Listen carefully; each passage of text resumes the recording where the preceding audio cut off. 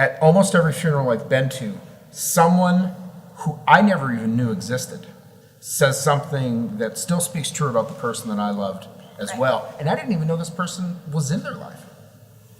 I was at a funeral recently where the loved one had been involved in a singing group, and it was so wonderful to see that group up on the stage singing, and the crowd was just, they were into it, and it was a great way to remember that person. One thing I love to see is when it opens up part of their life, Yeah.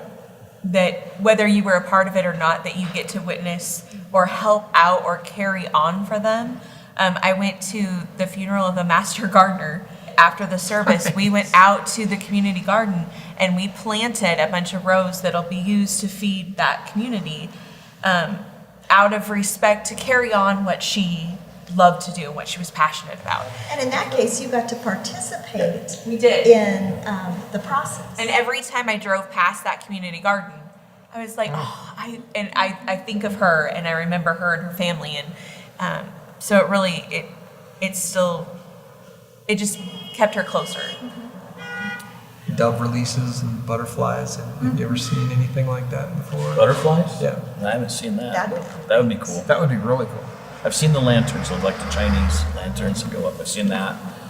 I'm seeing a lot less of the caskets and a lot more of urns with all the memorabilia of the person's hobbies, things they did, tools from the tool shop, projects they worked on.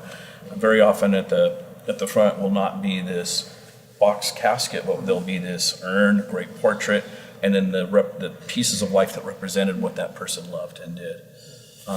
It's a very different image, and I think in some ways it takes away some of the sorrow and the somberness and lends to the celebration.